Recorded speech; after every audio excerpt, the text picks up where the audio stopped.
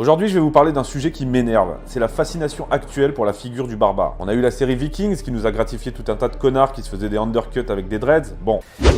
Salut à tous, je fais une réponse à Christopher Lann, l'historien de la droite d'opposition, l'historien de la sphère de TV Liberté, parce qu'il a fait une vidéo dans laquelle il a demandé à son public de faire un choix entre la civilisation romaine et ce qu'il appelle les barbares, les païens, les vikings, les gaulois. Le souci, c'est qu'il a un peu abusé son public, parce que pour qu'il puisse faire ce choix, il leur a présenté des données historiques qui ne sont pas objectives. Il a présenté l'histoire officielle dont on sait qu'elle est très largement sous influence romaine et chrétienne. Quand on est sur un média comme TV Liberté avec un fort esprit critique dans lequel on remet en cause le narratif officiel, c'est quand même très étrange de ne pas remettre en cause du tout l'histoire officielle. Complotiste surtout, sauf sur l'histoire. C'est très étrange. Qui plus est, le public de TV Liberté est un public averti. Beaucoup de ce public me connaissent et connaissent mes travaux. Bonjour Papacito, que penses-tu des nombreux droitards païens? Ta position très catholique laisse-t-elle une place à des gens partageant tes opinions, mais pas ta foi? Ouais, alors les païens, y en a un que j'aime beaucoup qui s'appelle Oleg de Normandie, qui est un mec qui se réclame du paganisme. Les dernières découvertes historiques montrent un peu plus la vérité sur notre histoire, et c'est une histoire qui est beaucoup plus à l'avantage des barbares, comme ils les appellent. Et ça, c'est vraiment très hypocrite de sa part d'ignorer complètement ses travaux et d'ignorer complètement mon existence, parce que parmi son public, pas tous évidemment, mais il y en a beaucoup qui me connaissent. Gratifier tout un tas de connards et c'est quelque chose qui me gonfle. C'est de la merde. Je commence à m'énerver. Je recentre. C'est ça qu'on veut voir, putain. Que cache cette agressivité? Que cache cette vulgarité? Quelle est l'histoire objective des barbares à la lumière des faits? C'est ce qu'on va voir.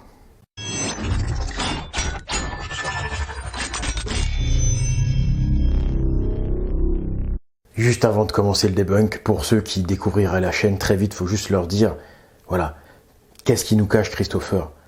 Il nous cache la même chose que les gauchistes, c'est-à-dire qu'il protège l'histoire officielle, cette histoire est corrompue. Il nous cache la vérité sur notre histoire. Donc très vite, un film, Esclave Viking contre Dinard. Il faut absolument que vous voyez ce film, j'ai tenu à ce qu'il soit gratuit. Il est toujours disponible gratuitement sur la chaîne, malgré qu'il a été shadowban. Regardez ce film. Et puis, il y a également le livre Histoire secrète des Jésuites. J'ai fait une vidéo sur le sujet des Jésuites. Il faut absolument également que vous le regardiez en deuxième choix. Et vous pouvez regarder également la toute dernière vidéo que j'ai faite qui montre comment l'université est sujet à influence, à corruption. On ne peut effectivement avoir que des doutes concernant l'honnêteté des historiens qui font autorité aujourd'hui. Cette vidéo a malheureusement été shadowban aussi, mais vous pouvez également encore la regarder. Aujourd'hui, je vais vous parler d'un sujet qui m'énerve. C'est la fascination actuelle pour la figure du barbare. On a eu la série Vikings qui nous a gratifié tout un tas de connards qui se faisaient des undercuts avec des dreads. Bon. Mais on a aussi eu Barbare, Vikings Valhalla, Assassin's Creed Valhalla, The Northman, même Nota Bene a fait un livre sur les Vikings. C'est juste quelques exemples dans la culture et le divertissement, il y en a d'autres, mais de plus en plus, je trouve qu'il y a dans les esprits du temps une certaine inclination pour le barbare. Alors Christopher, on va le voir tout au long de la vidéo, il est partisan. Bon. Mais là, dans cette première séquence, il nous énumère les différentes séries qui évoquent les vikings, les barbares, les païens. Et il conclut par Nota Bene, qui même lui a fait quelque chose. En fait, là, il essaie d'amalgamer la culture barbare païenne au gauchisme, par exemple, ou en tout cas à l'idéologie dominante. Mais non, pas du tout, Christopher. Si ces séries existent et fonctionnent, c'est parce que les gens aiment ça, ils s'intéressent à cette culture-là, il y a un appel naturel vers le passé, vers les racines, ils sentent qu'il y a quelque chose à creuser. Donc c'est pour des raisons d'audience pure et dure, c'est pour des raisons économiques que ces séries existent, parce que ça intéresse les gens, et c'est pas du tout pour des raisons idéologiques. La preuve, toutes ces séries, c'est des séries qui sont sur des systèmes payants de vidéos à la demande, donc là où il y a une contrainte économique. Mais on ne voit pas ça aux heures de grandes écoutes. C'est quelque chose qui s'explique, je vous donnerai mon avis sur la question, c'est quelque chose qu'historiquement je trouve moyen, je vous expliquerai pourquoi, et c'est quelque chose qui me gonfle. Je vais m'attacher à vous exposer et à développer cette réflexion dans cette vidéo, mais je trouve que c'est un sujet important. Faut-il réhabiliter le viking, le barbare? Faut-il s'en revendiquer identitairement parlant? Moi je crois pas, je crois que c'est surtout un effet de réaction à notre déclin, et je crois au contraire qu'il faut faire l'inverse. Vers quoi devons-nous porter nos aspirations? Quel monde devons-nous choisir? Est-ce le monde païen, nordique et sauvage pour retrouver nos racines? Ou bien est-ce celui de la civilisation? Ce monde héritier d'Athènes et de l'Empire romain. C'est un choix qui s'offre à nous, en tant qu'Européens, mais aussi et surtout en tant que Français. Un choix ancré dans l'histoire, mais également très actuel. Celui de César face à Vercingétorix, celui de Clovis face au franc ripuaire, celui de Charlemagne face à Widukind, bref, celui de la civilisation face au monde barbare. Pour en finir avec la fascination du barbare et retrouver nos aspirations civilisationnelles, écoutez ça. Là, Christopher nous donne le prisme de toute son analyse, le point de départ de son analyse. Certes, c'est des données de base qui sont erronées, puisque c'est basé sur l'histoire officielle, mais soit, on va faire avec, parce que il y a beaucoup de gens qui le suivent, qui ne connaissent pas non plus mes découvertes, et qui sont donc enfermés dans ce prisme d'information. Mais malgré tout, il y a beaucoup de ces gens qui s'intéressent quand même aux barbares païens. Et ils ont tout à fait raison, puisque, comme le dit Christopher, ces gens s'intéressent à ça parce qu'ils sont en rupture avec notre civilisation actuelle. Ils cherchent donc un autre modèle.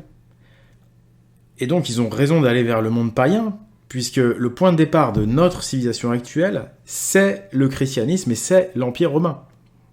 C'est les racines de notre civilisation. Donc ces gens ont parfaitement raison d'aller vers le monde païen.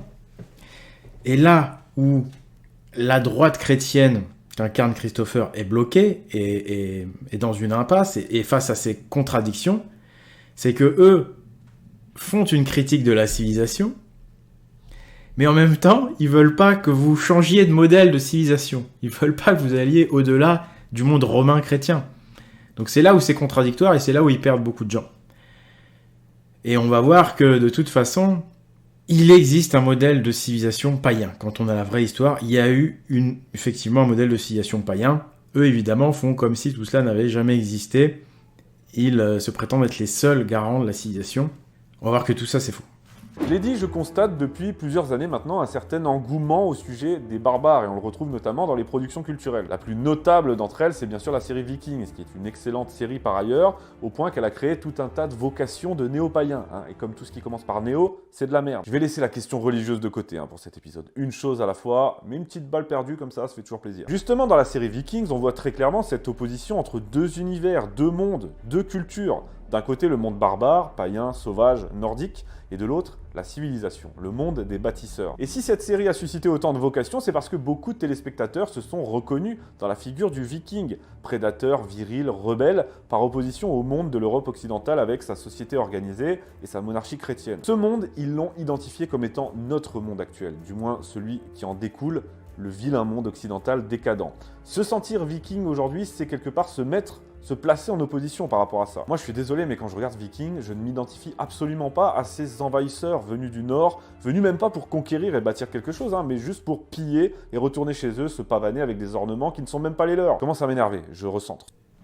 Alors là, c'est clairement choquant, mais très choquant d'entendre ça. Moi, ça me blesse profondément quand je vois les centaines de milliers maintenant de Français, les millions de vues qu'ont fait mes vidéos.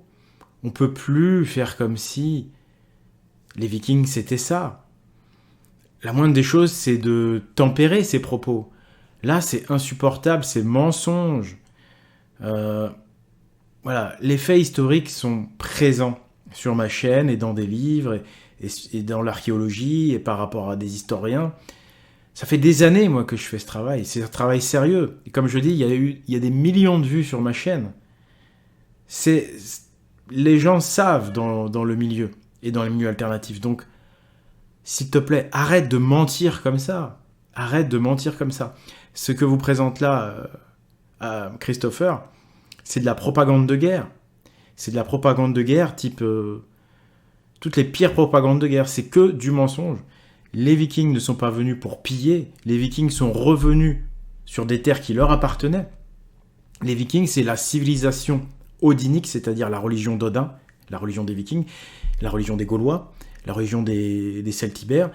Bref, c'est l'ancien monde. Aujourd'hui, c'est un ancien monde, mais à l'époque, il n'était pas encore mort. Ce monde, c'était ce monde païen, cette civilisation païenne qui luttait contre la civilisation christo-romaine. Les Romains chrétiens avaient expulsé les païens de chez eux, c'est-à-dire de la Gaule, et les Vikings sont revenus chez eux. Ils sont repartis du nord, parce qu'effectivement, ils se sont fait expulser de Gaule, ou mis en esclavage. Donc ils s'étaient réfugiés dans les terres pauvres du nord. Mais c'était pas pour y végéter, c'était pour faire une génération de guerriers et revenir prendre possession de leurs terres. Désolé, mais quand je regarde Vikings, je ne m'identifie absolument pas à ces envahisseurs venus du nord. Les Vikings, comme j'ai dit, n'étaient pas des envahisseurs, ils revenaient sur leurs terres, c'était des Odiniques de la religion d'Odin, de l'ancienne civilisation païenne. Les envahisseurs, ce sont les Romains, ce sont les Christo-Romains qui sont les envahisseurs. Donc là, il y a une inversion accusatoire totale. Et enfin, si lui, il s'identifie pas aux Vikings, c'est normal, parce que je suis presque sûr que lui, il descend d'une famille des élites, et donc des élites romaines et chrétiennes. Ce qu'on constate dans cette série Viking, on le constate également très clairement dans la série Barbare de Netflix dont j'ai déjà parlé. Dans cette série, le méchant, l'ennemi, c'est l'Empire, c'est Rome, c'est la civilisation. Et le barbare est représenté dans toute sa pureté primitive comme un résistant face à cette oppression. Ce qui n'empêche pas que dans la série, les Romains sont ultra stylés. Ils arrivent là, rasés, en sandalettes, peau de tigre sur le dos, ils débarquent dans leur village en paille là, et ils leur balancent des grosses phrases en latin genre « Tiens, toi le chasseur-cueilleur ou je sais pas quoi, la prochaine fois que je viens, tu me donneras la moitié de ce que t'as, sinon je t'envoie une légion. » Varus exigit ab omni tribu pretium viceum boum, vel quinquagenum ponderum frumenti centenari. Ça qu'on veut voir, putain. Alors là, les soi-disant chasseurs-cueilleurs germains, ça encore, c'est le mensonge de l'histoire officielle établie par le Vatican romain. Comment justifier la violence, la force, le racket, la colonisation ? En prétendant qu'on est les premiers à apporter la civilisation, le progrès, et que les autres sont des vulgaires chasseurs-cueilleurs. Vous avez vu le mépris de Christopher Lan, cette condescendance bien élitiste en fait, et donc bien christo-romaine, à l'égard des peuples libres. Il n'y a jamais eu de supériorité, c'est deux civilisations qui se sont affrontées, les Celtes et les Romains. C'est un affrontement civilisationnel qui a duré pendant plus de 1000 ans. Et si les Romains ont fini par l'emporter, c'est parce que grâce au christianisme, ils ont réussi à convertir beaucoup plus de gens à leur modèle de civilisation, parce que c'est toujours plus simple d'avancer vers la médiocrité que d'avancer vers le beau, qui a des exigences plus difficiles, forcément. Sérieusement, on retrouve ce retour à la mode du barbare dans d'autres productions. Il y a les 2 séries dont je viens de vous parler. Il y a aussi la suite, la terrible suite de Vikings, Valhalla, dont j'ai déjà parlé. Vous voyez, les barbares, on peut vous wokiser vous aussi, sans problème. En dehors de ça, des films et séries Conan le barbare sont en projet, j'ai vu ça. On a aussi, par exemple, les Sauvageons du Nord dans Game of Thrones, qui sont bien mis en avant. Dans les productions Disney de Star Wars, il y a aussi, par exemple, avec les Tuscans, à qui on a donné une vraie identité. Alors je sais pas comment ça se prononce, je regarde pas Star Wars et j'en ai rien à foutre. Il y a le jeu Assassin's Creed Valhalla également, la série God of War, et puis pour parler d'un truc récent, le film The Northman, qui au passage est magnifique. Je vais en reparler plus tard. Bref, c'est partout. Il suffit de regarder la mode de la barbe aussi. Bon, À l'écouter, on a l'impression que c'est le système qui veut nous gaver de culture barbare. Mais en fait, c'est pas ça. C'est parce que le public s'intéresse à ça, parce qu'il y a une curiosité de la part du public, que le système est obligé d'y répondre. Parce que sinon, un public curieux, il va aller chercher par lui-même et il va tomber sur la vérité de ce qu'étaient les païens. Il va tomber sur mes travaux, par exemple. Donc, le système produit plein de séries, de films estampillés barbares païens pour désinformer les gens, pour qu'ils ne tombent pas sur la vérité et pour qu'ils aient une image biaisée, une fausse image, en fait, de ce qu'étaient les Vikings et compagnie. Pour résumer un peu, dans un entretien à 20 minutes, l'historien Bruno Dumézil estime lui aussi que, en ce moment, il y a une passion pour les Vikings qui représentent les barbares parfaits, violents, dominateurs et païens, mais aussi blancs, donc facilement appropriables par les Européens. Je vais aller beaucoup plus loin que ça. Reprenons, mais avant toute chose, qu'est-ce qu'un barbare ? Un barbare à l'origine, c'est tout ce qui n'est pas romain. Par extension, c'est tout ce qui n'est pas nous. Le mot barbare vient d'ailleurs du grec, puis du latin barbarus qui signifie étranger. Sous la Grèce antique comme sous l'Empire romain, le barbare est donc quelqu'un d'extérieur à la civilisation, d'extérieur au limes, la frontière de l'Empire pour ce qui concerne Rome. Puis, avec les guerres contre les peuples germaniques qui tentaient de franchir le Rhin, le mot barbare s'est vite accolé à eux. Ce sera encore le cas avec Clovis, on va y revenir, puis avec Charlemagne contre les Saxons, et enfin avec l'arrivée des premiers raids vikings. Arrêtons-nous sur les raids vikings un moment parce que beaucoup de gens aujourd'hui se sentent, comme j'ai dit, une proximité avec eux. Je le répète, mais pour moi, il n'y a absolument pas de quoi glorifier ces parasites. Moi, je les classe dans la même catégorie que les barbaresques en Méditerranée. Ce sont des tribus barbares qui opèrent des raids sauvages et violents sur le monde civilisé en profitant de ses failles structurelles. Ils pillent les lieux saints, les villes, les villages, ils massacrent tout le monde, femmes et enfants compris, puis ils repartent dans leur terrier. Voilà. Les Vikings, c'est les barbaresques du Nord. C'est des racailles qui font des rodéos fluviaux avec casque. Mon Dieu, que ça me fait mal d'entendre ça, mais des mensonges aussi odieux et horribles, Tu répètes de la propagande de guerre écrite il y a plusieurs siècles lorsque l'Empire chrétien était en guerre contre le monde païen. Tous ces mensonges odieux, tu les répètes comme s'ils étaient réels. Mais c'est une incitation à la haine contre les Odiniques, ce que tu fais là. C'est une incitation à la haine contre les païens. Tout ce que tu dis est faux et calomnieux. Et si ça fait encore à peu près foi dans les universités, c'est parce que, comme je l'ai dit, on est dans une civilisation chrétienne où le Vatican a toujours un très grand pouvoir. Donc toi, tu fais partie du pouvoir et tu nous le prouves là. La réalité, elle est tout autre. Qui a mis en esclavage qui? C'est l'Empire chrétien qui a mis en esclavage les païens. Et les Vikings, justement, c'est la rébellion contre ça. Les Vikings ont arrêté la traite des esclaves. Les chrétiens et l'Empire de Charlemagne, dont le vrai nom est Carolus Magnus, un romain, mettaient en esclavage les païens et les revendaient aux musulmans. Les musulmans et les chrétiens étaient alliés. Oui, toutes les preuves sont là. Les dinars en or qui circulaient entre le califat et l'Empire chrétien, on en a retrouvé. Les preuves archéologiques sont là. Vous avez tout inversé la réalité. Il faut que tu arrêtes cette obstruction mentale, Christopher. C'est pas bon pour ta santé. Je sais que chez les jésuites, c'est une pratique courante pour mentir à la perfection. Ils ignorent complètement une partie de la réalité. Mais tu ne peux plus, aujourd'hui, Christopher, ignorer ces réalités. Ça a fait des millions de vues, tout ça. Ça se sait, tu ne peux pas arrêter la toile.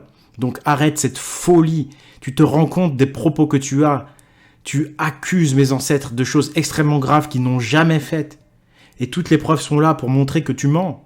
Donc c'est extrêmement grave ce que tu fais. C'est des incitations à la haine que tu fais. Christopher, je t'en prie, reprends-toi. Alors certes, oui, les croyances et mythologies nordiques font partie de notre patrimoine en tant qu'Européens. On est d'accord, mais de là, ce que je dis, c'est que de là à opérer un retour identitaire vers ça, désolé, mais c'est non. J'ai parlé tout à l'heure du film The Northman, justement, on y voit toute la beauté de cette mythologie nordique, et je dis ça sans ironie, c'est magnifique et passionnant. Je vous invite à le voir, et aussi à lire sur ce sujet, c'est important. Par contre, on y voit leurs rituels, leurs coutumes, leurs traditions, et là, je suis désolé, mais les rites primitifs, les comportements animaux, les sacrifices humains, tout ça, alors c'est très bien, c'est leur culture, vous faites ce que vous voulez. Ce que je dis, c'est que ça n'est pas nous, c'est sauvage, ok? À propos du sacrifice humain, d'ailleurs, je vous invite à lire cet excellent livre de mon ami Sylvain Durin, c'est La fin du sacré ou le retour du sacrifice humain. C'est un sujet parallèle, mais très intéressant. Alors les sacrifices humains, encore une fois, c'est une énorme calomnie, quelque chose d'absolument abominable, odieux. C'est vrai que nous, les gentils, on a du mal à concevoir qu'on puisse mentir comme ça sur les autres. C'est tellement dégueulasse, c'est horrible. Mais il y a des gens qui sont capables de le faire. Et l'Église romaine a calomnié les païens en inventant ces histoires de sacrifices. Il faut savoir que dans les textes de mythologie nordique, la grande majorité de ces textes sont des faux, écrits par des chrétiens déguisés en païens, ou des chrétiens scandinaves, peu importe. C'était des agents, des ordures. Vous savez, il n'y a pas beaucoup d'ordures sur Terre, mais elles ont le pouvoir. Ça, c'est le problème. Et ils savent se reconnaître entre ordures. Vous pourrez toujours trouver une ordure pour faire un sale boulot. Donc, il y a des Scandinaves qui écrivaient en norvégien, en ce que vous voulez. C'est pas pour autant qu'ils sont crédibles. C'était des agents chrétiens qui ont calomnié. Mais si vous prenez les textes les plus fiables de la mythologie nordique, c'est-à-dire ce qu'on appelle l'Edda, eh bien, les textes fiables de l'Edda, à aucun moment on ne parle de sacrifice. Il n'y a nulle part des sacrifices humains, et encore moins des... Enfin, il n'y a même pas des sacrifices d'animaux, c'est ça que je voulais dire. Donc, les sacrifices humains, encore moins.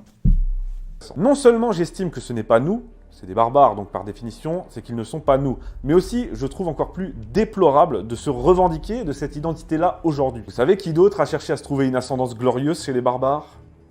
Les nazis. Même si bon, au-delà du point Godwin gratos, j'estime que c'est moins lié au fait que soit nazi qu'allemand. Mais bref. Là, il y a encore une énorme inversion accusatoire. Énorme. Mais il y a une telle propagande pro-chrétienne, en fait, ou anti-païenne, c'est au choix, que les gens ne le voient pas. Il suffit tout simplement de regarder ce livre, Histoire secrète des Jésuites, ou de regarder mes documentaires. J'ai fait 2 documentaires sur le Troisième Reich. Évidemment, c'est des documentaires qui ont été déréférencés, shadowban, comme par hasard. Mais pourtant, c'est évident. Hein. Le Vatican et le Troisième Reich étaient comme cul et chemise. Hein. Il y avait... Hitler était l'homme des jésuites, hein, c'est écrit par des tas de personnes. En France, on entend moins parler que dans le monde anglo-saxon, parce qu'en France, les jésuites sont toujours très influents. Il y a quand même ce livre, comme je le disais, qui est sorti. Il y a aussi même Jean Mabir, hein, qui l'a dit dans ses écrits. Voilà. Le Führer a persécuté les Odiniques. Regardez mes vidéos qui sont shadowban, mais vous pouvez quand même les retrouver en cherchant avec les bons mots-clés ou en cherchant sur ma chaîne. Regardez ce livre, regardez certains livres en anglais qui sont encore, j'ai envie de dire, qui vont encore plus loin que ce que ne va par exemple ce livre. Hein, mais pourtant là, vous avez quand même tout. Hein, le Troisième Reich et le Vatican, c'est pareil. Hein. Donc la réalité, elle est là, sauf que quand le Troisième Reich a perdu la guerre, ils sont devenus le diable, et donc le Vatican s'est empressé de mentir, quoi, de mentir à foison avec ses journaux, avec son influence, de dire qu'ils n'avaient rien à voir avec eux et que tout ça c'était les idées païennes. Voilà. Sauf que les païens se faisaient persécuter par le Führer, quoi. Il y a quand même un gros bug. Mais ces gens-là sont tellement influents dans le milieu universitaire, dans tous les magazines d'histoire, etc. Ils ont réussi à s'en sortir. Mais la vérité, elle est là. Donc voilà, Christopher Lann, encore une fois, un mensonge. Voilà. De toute façon, il n'y a que du mensonge. Il n'y a rien de vrai et toutes les preuves existent. Saisissez-les. Les barbares, les vikings, les peuples nordiques, etc. J'ai dit qu'il n'y avait pas de quoi s'en revendiquer, mais surtout, on n'en a pas besoin. Parce que pour se rattacher à quelque chose de fort, de pur et de profond, on a largement ce qu'il faut. Nous autres, Français, je pourrais dire Européens au sens large, mais particulièrement nous, Français, nous avons toujours été à la première place parmi les héritiers de l'Empire romain. La Gaule s'est christianisée rapidement, avant que le christianisme ne devienne religion d'empire, et c'est d'autant plus adapté à la conquête romaine. La Gaule n'a jamais été aussi prospère et agréable à vivre que lorsqu'elle fut Gaule romaine, lorsqu'elle fut ce parfait équilibre entre identité locale et civilisation. Bon bah il continue le pipeau, hein, mais en même temps c'est le pipeau qu'on vous chante à l'université, hein, depuis que les chrétiens ont persécuté les païens, qu'ils les ont brûlés sur des bûchers au XVIIe siècle, qu'ils ont effacé toute l'histoire, qu'ils ont calomnié, après ces meurtres en série, voilà, cette terreur pire que Staline, hein, l'inquisition du XVIIe siècle. Ils ont lavé le cerveau de tous les Européens, ils ont massacré tout le monde. Bon bah depuis, cette histoire-là, elle s'est installée dans les mœurs. Hein, donc pour Christophe, il ne fait que répéter comme un perroquet l'histoire officielle. Mais bon, je me permets quand même de lui signaler qu'il est censé représenter des esprits critiques, hein, sur TV Liberté, donc c'est là où tu peux pas te permettre, Christophe, tu vois, t'es pas sur TF1, là tu nous racontes l'histoire de TF1, c'est pas normal, il y a un bug. Clovis également, c'est le parfait exemple du barbare qui choisit la civilisation. Alors certes, il n'était pas totalement barbare, hein, il était aussi romain, mais c'est lui qui a ancré son peuple barbare dans la civilisation, en se faisant chrétien, nicéen plus précisément, face à l'arianisme adopté par les barbares, mais aussi patrice des Romains, donc de fait successeur de l'Empire romain d'Occident. Clovis, c'est le parfait exemple de ce à quoi aspirent les Européens, c'est-à-dire se civiliser et ensuite développer leurs prédispositions et leurs facultés dans un cadre stable et ordonné. Bon bah là Christophe, désolé mais dommage encore, hein, bien essayé. Mais bon, tout le monde sait que le baptême de Clovis, il y a plein d'historiens qui ont montré qu'on ne savait pas s'il avait vraiment eu lieu. Et puis là, manque de bol pour toi, on a retrouvé récemment des preuves archéologiques qui montrent que les Mérovingiens étaient odiniques. Hein, les épées avec les runes dessus, avec les runes de la bière, du Valhalla, tout ça. C'est quand même con, hein. Les Mérovingiens, les chevaliers mérovingiens étaient odiniques. C'est con pour toi. Donc, bien essayé, mais non, toujours pas. Vous savez, c'est parce que nous, Européens, avons vécu sous un climat où les saisons changeaient qu'on a dû apprendre à s'organiser, à prévoir afin de passer l'hiver, faire des stocks, puis gérer ces stocks, puis défendre ces stocks. Et quoi de mieux pour défendre un stock au sens large que de bâtir une civilisation autour? Merci beaucoup, Christopher. Tu viens de démonter tout seul ta propre démonstration. Donc tu nous dis que la grande différence, c'est que Rome, c'est la civilisation, donc cette civilisation qui vient donc du sud de l'Europe. Et puis là, tu nous dis une vérité, hein, c'est que la civilisation, si elle s'est créée, c'est surtout à cause de l'hiver et de la nécessité de stocker. Tu as complètement raison, mais donc tu te contredis totalement. puisque l'hiver, il existe surtout dans le nord de l'Europe. Tu vas pas me dire qu'en Grèce et à Rome, qui est quasiment au sud de l'Italie, tu vas pas me dire qu'il y a un vrai hiver qui nécessite rigoureusement des stocks et une organisation. Non, c'est des hivers super doux en Méditerranée. Donc tu viens de casser ta propre démonstration et tu viens de montrer qu'il y avait bien une civilisation païenne dans ce nord de l'Europe et que les Romains n'ont jamais apporté la civilisation. La civilisation existait déjà dans le nord et bien avant, justement comme tu l'as dit, à cause de l'hiver. C'est pour moi aussi par ailleurs que le retour à la nature qui est prôné par ces gens est un retour en arrière. Le retour à la nature est un retour en arrière. Alors je dis pas qu'il faille se couper de la nature, hein, pas du tout même, mais le génie humain a été justement de la surpasser, de s'en affranchir et de se mettre à l'abri de son hostilité. Bref, autre sujet. On retrouvera cette opposition avec Charlemagne qui, face aux barbares saxons qui multipliaient les raids de pillage sur la Gaule à travers le Rhin, s'est posé en garant de la civilisation et pacificateur de cette région hostile. Bon ok, pacificateur c'est un euphémisme, hein, parce qu'il les a quand même bien soulevés. Mais Pax Romana quand même. Et non seulement face aux Saxons, face aux Avars, face aux raids vikings, Charlemagne a été le garant de la civilisation, mais aussi en tant qu'empereur, il a une fois de plus été l'héritier de l'Empire romain d'Occident, et comme l'a été Clovis, le protecteur de l'Église de Rome et le champion de la chrétienté. Il parle de Charlemagne, l'héritier de l'Empire romain, c'est tout à fait vrai, et de son affrontement avec les Saxons puis les Vikings. Bon, bah, l'affrontement entre Charlemagne et les Saxons, c'est le point de départ en fait du phénomène viking. Regardez mes vidéos, commentez.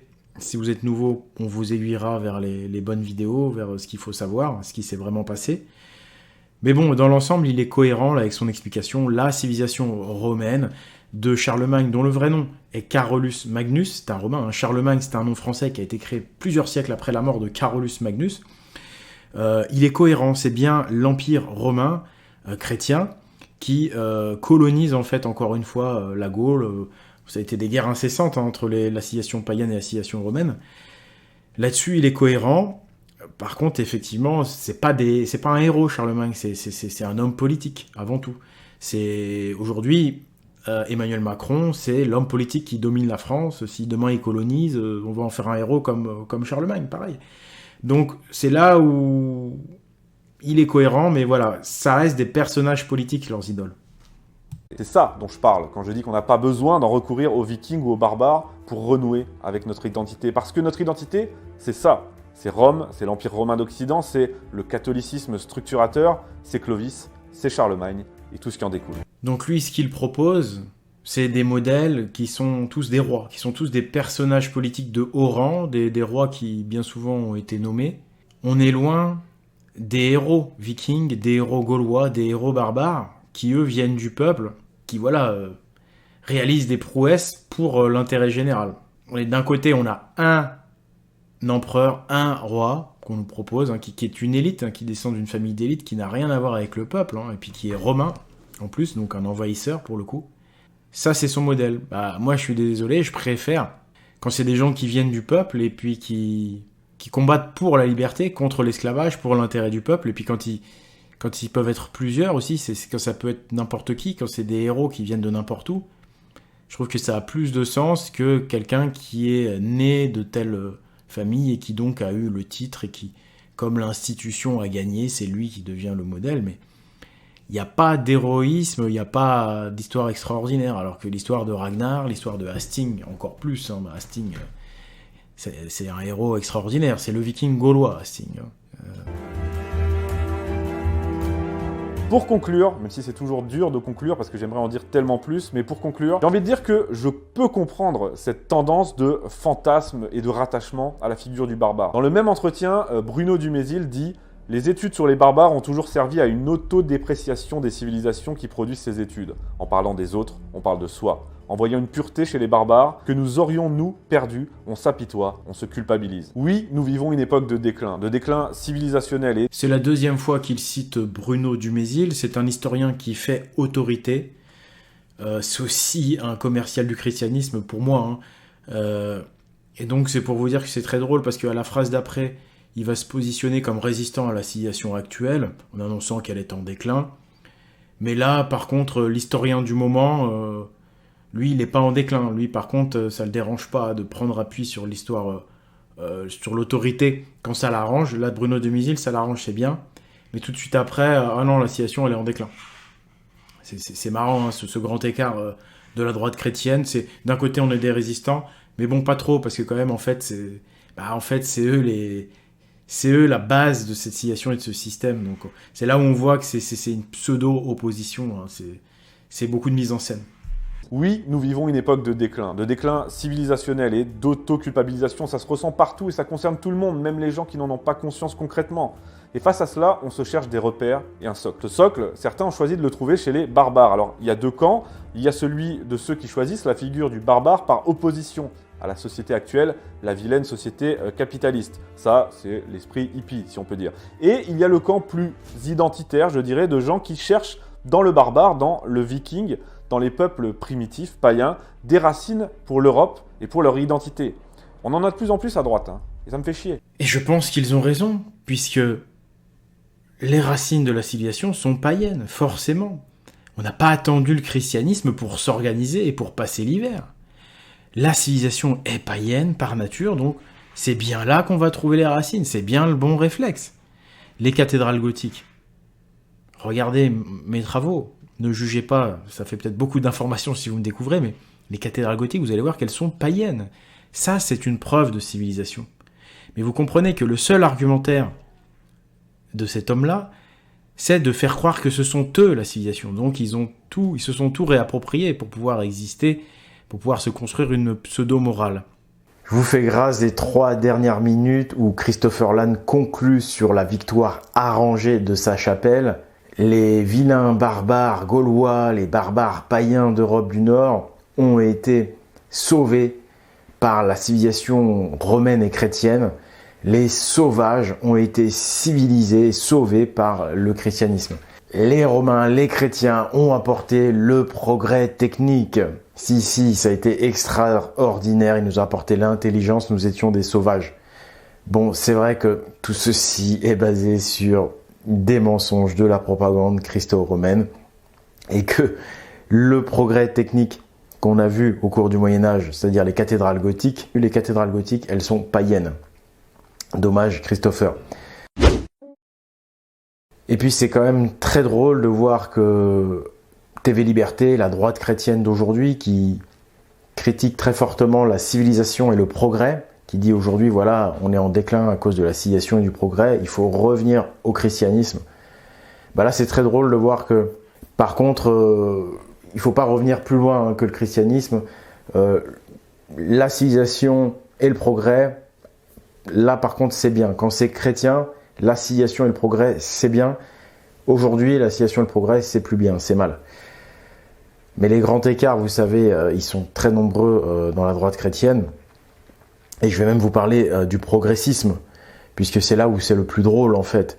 C'est que on se rend compte, par la réalité historique, que le christianisme n'a pas d'argument réel pour s'imposer par rapport à la tradition païenne.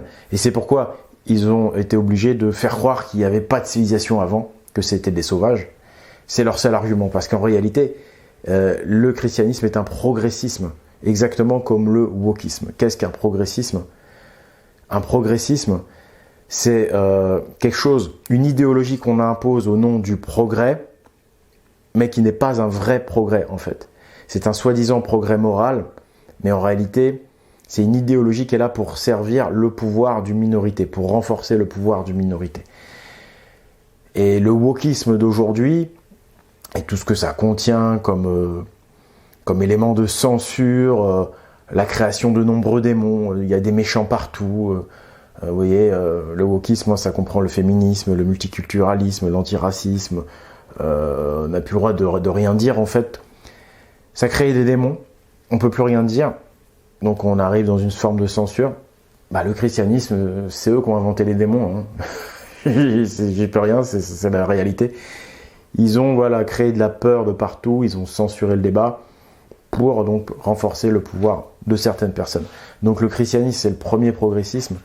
Et c'est pour ça que le seul argument, finalement, de Christopher Lann, c'est de dire qu'il faut choisir la civilisation et le progrès chrétien, parce qu'ils ont que ça comme argument. Donc en fait, ils sont pris à leur propre jeu, parce qu'aujourd'hui, ils combattent le progrès et la civilisation, et notamment le wokisme. Mais en fait, le christianisme, ça a été le même processus que le wokisme. C'est un progressisme qui est là pour servir une élite. C'est un pseudo-progrès moral. Mais en définitive, si on arrivait, encore une fois, au point où on en est aujourd'hui, c'est parce qu'il y a eu le christianisme au départ. Le christianisme, c'est le point de départ du monde dans lequel on est.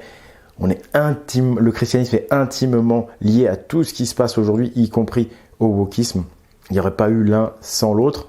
Et d'ailleurs, l'un renforce l'autre. Hein. Wokisme et christianisme, c'est deux faces finalement d'une même pièce, puisque sans le wokisme, allez trouver une raison d'être au christianisme s'il n'y a pas de wokisme. Vous voyez ce que je veux dire ? Ça les arrange bien aussi au final, ça leur donne une raison d'exister. Mais on voit qu'ils se contredisent. Ce que je voudrais dire aux chrétiens, pour conclure, les chrétiens, vous cultivez l'amour. C'est une très belle valeur, l'amour. Vous parlez souvent d'amour. Mais moi, je pense que l'amour, il vient d'abord de la justice. Quand le monde est juste, il y a de l'amour, forcément. Pour moi, l'amour n'est qu'une conséquence naturelle d'un état d'équilibre et d'harmonie. Cet état d'équilibre, c'est la justice. C'est un monde juste, comprenez ? Donc c'est pour ça que moi, je conclue toujours mes vidéos en disant, c'était Oleg de Normandie, pour la vérité et la justice. Parce que c'est la vérité qui nous permet de discerner où est la justice, où est l'état d'équilibre. Et de cette justice, on aura tout l'amour qu'on voudra. Voilà. Donc il faut revenir et lutter à la racine des choses, je pense. C'est ça le plus efficace si on veut de l'amour, c'est la justice. Pour retrouver le livre Histoire secrète des Jésuites, c'est sur esprit-viking.com. Vous trouverez également tout un tas d'autres livres super intéressants. Vous trouverez les films dans la description ou en DVD sur la boutique. Cette chaîne totalement indépendante, elle vit grâce à vos dons à l'association Pagan, à cette boutique qui nous sponsorise et aux dons comme l'on me fait sur le Tipeee. Donc je remercie encore une fois tous ceux qui me soutiennent par ce biais parce que sans cela on ne pourrait pas faire ce travail qui est très exigeant et en plus très dur émotionnellement. Dur émotionnellement parce que là j'ai été planté par mon monteur. Voilà. J'avais enfin réussi à engager une personne pour travailler avec moi sur la chaîne. Mais là, le monteur m'a planté en beauté et en plus, il a essayé de me créer un maximum de problèmes. Il a fouiné dans ma vie privée, il a essayé de me créer des problèmes dans ma vie privée. C'était vraiment dur à gérer. Mais en plus, donc, j'ai l'effectif qui est diminué de 50% puisque c'était la première personne qui travaillait avec moi. Et ça a donc foiré. Et bon, j'aurais sans doute pas dû recruter ce monteur par vidéo interposée comme là, parce qu'évidemment, ceux qui veulent me nuire, les jésuites entre autres, ils entendent ça, ils sont capables d'envoyer des gens justement pour me nuire et pour m'empêcher de recruter des gens. Mais bref, voilà, pour vous dire que le film du 25 décembre, malheureusement, est reporté. Voilà, je suis désolé, mais au départ, j'ai voulu quand même maintenir la date, je pensais que j'aurais pu assumer toute cette charge de travail supplémentaire. Ça n'a pas été le cas. Donc voilà, ça sera reporté fin janvier, début février, je suis désolé. Je l'avais déjà annoncé sur Facebook. Et là, je vous le dis donc en vidéo. Merci à tous, c'était Oleg de Normandie pour la justice et la vérité. À bientôt, au revoir.